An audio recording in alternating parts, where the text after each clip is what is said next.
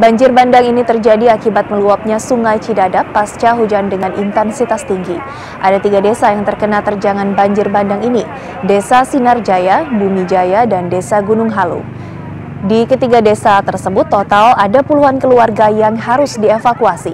Terjangan banjir bandang juga merusak 6 jembatan di 3 desa. Hingga saat ini, petugas BPBD Bandung Barat masih melakukan evakuasi warga terdampak banjir bandang.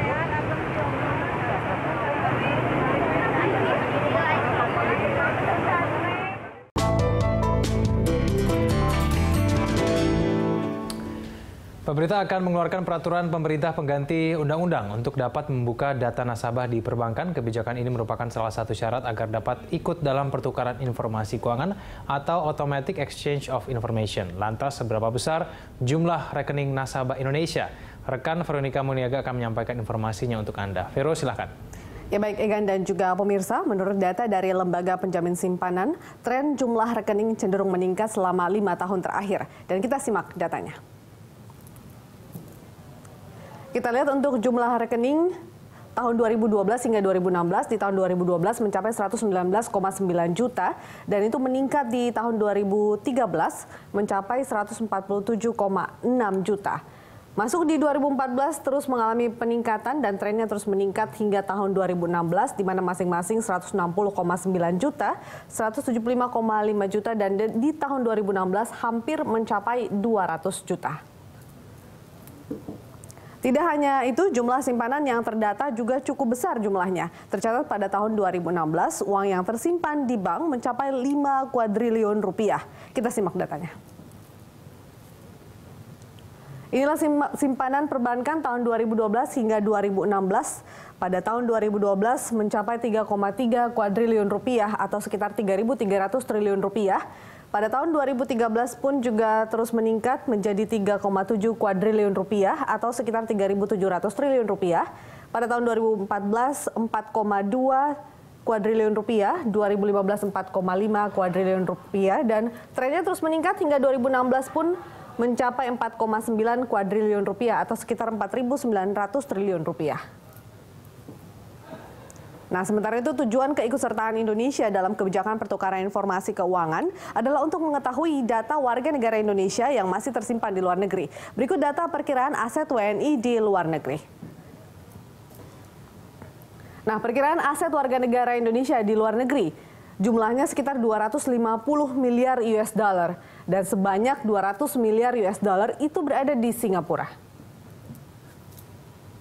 Dari 200 miliar US dollar ini di Singapura, sekitar 50 miliar US dollar ini disimpan dalam bentuk non-investable asset seperti real estate. Sebanyak 150 miliar US dollar ini diinvestasikan dalam bentuk investable asset seperti deposito ataupun juga surat berharga serta saham.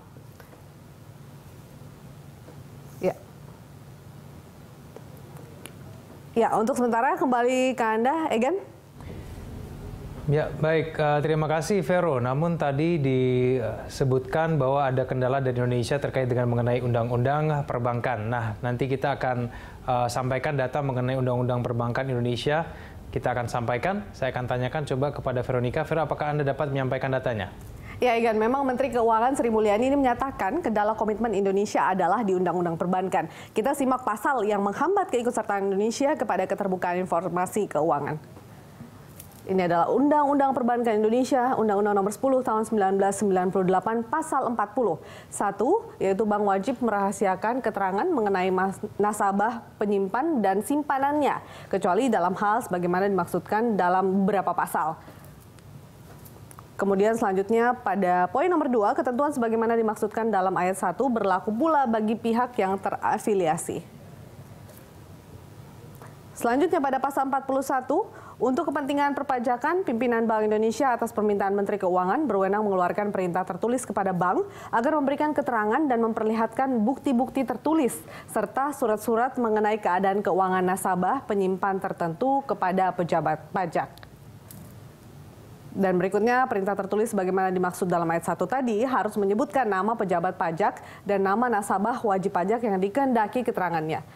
Memang begitu rahasia, kemudian bagaimana daftar ataupun juga data nasabah di bank begitu, Egan. Kembali ke Anda. Baik, terima kasih atas informasinya, Veronica. Saya kembali kepada Pak Pras. Pak Pras, kalau kita cermati memang salah satu kendalanya adalah mengenai undang-undang perbankan, kerahasiaan. Apakah ini tadi seperti yang kita sudah diskusikan, apakah tidak kemudian kalau ini nanti bisa dikeluarkan betul, katakan Indonesia betul-betul menerapkan hal ini, apakah ini tidak akan menimbulkan kekhawatiran di masyarakat? Apakah mereka tidak akan kemudian muncul penolakan nanti terhadap kerahasiaan mereka nanti akan diintip gitu kurang lebih? Ya, memang kalau kita cermati di pasal 41 Undang-Undang Perbankan, redaksionalnya kan di sana gubernur bank dapat artinya tidak wajib. Itu yang kadang-kadang ditafsirkan menjadi celah bahwa kita masih menganut kerahasiaan. Untuk kepentingan perpajakan itu tidak wajib. Itu yang pertama. Yang kedua, belum cukup diatur di sana bagaimana mandat untuk menjaga kerahasiaan. Artinya memang ada keterbukaan, ada akses, tapi tidak ada jaminan itu tidak disalahgunakan. Ini yang saya kira juga perlu diatur di Undang-Undang Perbankan. Dan sekarang belum sinkron antara Undang-Undang Perbankan dan Undang-Undang KUP di perpajakan sendiri. Jadi ini saatnya kita melakukan revisi undang-undang yang komprehensif terkait ini Undang-Undang KUP di pasal 35 terutama.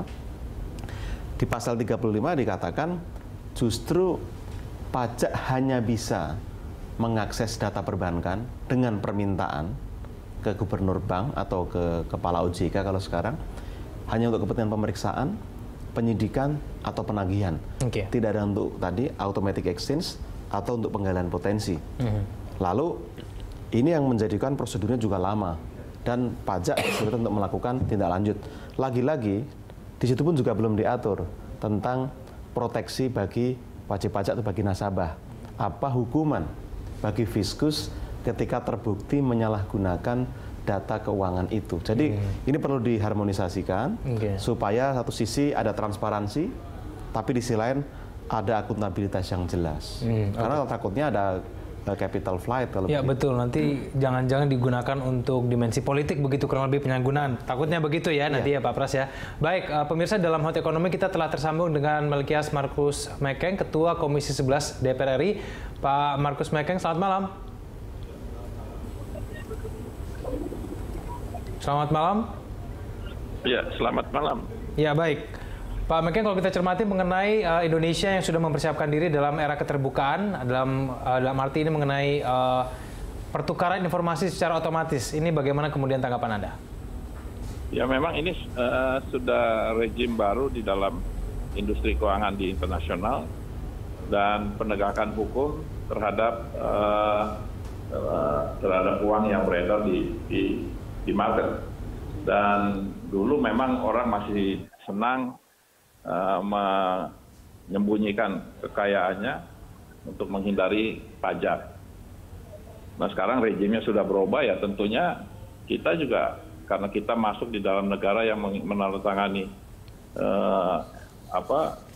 exchange information, automatic exchange information, kita harus patuh kepada aturan yang diberlakukan.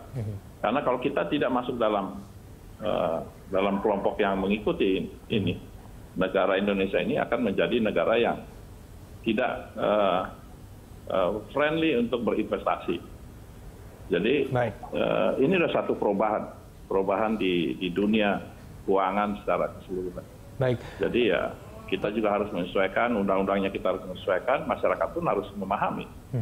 Kita tidak bisa lagi mengumpet-ngumpetin sesuatu yang seharusnya itu potensi untuk dipungut pajak untuk membangun bangsanya. Tetapi selama ini diumpetin. Ya, Pak Markus, tapi yang menjadi polemik sekarang ini kan ada kendala dari Undang-Undang Perbankan yang menjamin mengenai kerahasiaan nasabah. Nah, ini menurut Anda apakah ini tidak kemudian nanti akan menjadi polemik di masyarakat bahwa sebetulnya mereka inginnya rahasia gitu dalam data-data perbankan mereka?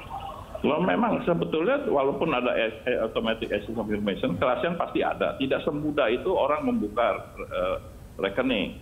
Kalau memang rekening itu dicurigai, tentunya bisa dibuka langsung. Jadi tidak serta-merta kalau ada automatic exchange information, nanti otoritas yang mau lihat-lihat itu kan nggak serta-merta itu. Jadi juga masyarakat nggak perlu terlalu takut yang berlebihan, selama uang yang didapat itu juga uang yang halal. Tetapi kalau uang yang nggak halal ya pasti takut lah. Baik. Tapi Pak Markus, apakah ini bisa betul-betul menjamin ini bisa betul-betul meningkatkan tax ratio kita dan kita juga bisa membuat pelaku pencucian uang tersebut bisa ditindak begitu? Ini bisa menjamin, Pak? Iya, menjamin kan nggak ada yang bisa menjamin 100%. Tapi paling tidak itu akan berkurang lah. Karena itu akan terjadi perbaikan-perbaikan dan tentunya di masa yang akan datang akan jauh lebih baik. Nggak akan mungkin 100% langsung membaik. Oke. Tapi itu akan berproses. Baik. Karena ini sudah terjadi perubahan kok. Dengan adanya teknologi yang begitu canggih, semua itu bisa dilakukan. Baik, Pak Markus, seperti yang sudah sesaat sebelumnya saya sudah sempat diskusikan dengan Pak Pras yang ada di studio di sini, kita masih mencari formulasi apa sebetulnya yang paling tepat supaya paling tidak kita tetap transparan, tapi kemudian jangan sampai ini disalahgunakan, Pak. Nah, ini menurut dari Pak Markus Mekeng sendiri, sebetulnya ini formulasi yang tepat seperti apa supaya pemerintah bisa mendapatkan data kerahasiaan juga digunakan sebaik-baiknya, tapi kemudian masyarakat juga dapat dijamin bahwa mereka betul-betul rahasia dan kemudian itu betul-betul digunakan untuk kepentingan dari negara, Pak. Iya, pastilah. Yang bisa membuka tidak semua orang bisa membuka. Jadi kalau ada saya masukin uang di bank, tidak semua orang di level itu bisa membuka rekening saya. Pasti ada certain key person yang bisa membuka. Nah, kalau ada terbuka tanpa ada satu kepentingan yang jelas, ya orang-orang yang bisa membuka itu akan menjadi akan berhadapan dengan penegak hukum, akan dituntut oleh pemegang rekening itu. Sama aja kayak tax amnesty, itu kan rahasia. Ya, yang mengikuti amnesty itu, kalau tiba-tiba ada data yang beredar dari pajak, itu bisa di-trace siapa yang membuka dan dia akan dikenakan. Ada undang-undangnya kan, kena sanksi. Ya. Baik, saya ke Pak Pras. Pak Pras, berarti sekarang yang harus dicermati oleh pemerintah kalau misalnya mereka mau melakukan ini adalah ya itu tadi ya. Ini bahasanya sekarang bagaimana kemudian menciptakan formulasi yang tepat begitu. Iya, saya kira harus ada sosialisasi yang baik ke masyarakat bahwa ini keniscayaan, ini tren global yang tidak bisa dihindari, dan juga dorongan supaya masyarakat patuh pajak dengan difasilitasi tentu saja. Di sisi lain diyakinkan ke masyarakat, seperti yang disampaikan oleh Pak Mekeng, bahwa ini sangat selektif dan terukur. Artinya ada prosedur yang harus dilalui. Meskipun ada akses langsung, bukan berarti setiap petugas pajak bisa real time membuka data nasabah. Tetap ada prosedur, dan lagi-lagi siapa yang masuk pemeriksaan adalah mereka yang risikonya tinggi. Ini yang juga perlu disampaikan ke masyarakat supaya tidak ada gejolak dan yang tidak perlu, saya kira. Oke, baik. Pak Pras, kita akan lanjutkan dulu kita di segmen selanjutnya. Pak Mekeng juga mohon ditahan telepon Anda. Kita akan lanjutkan pembahasan ini di segmen selanjutnya usai jeda. Pemirsa, Hot Ekonomi akan segera kembali.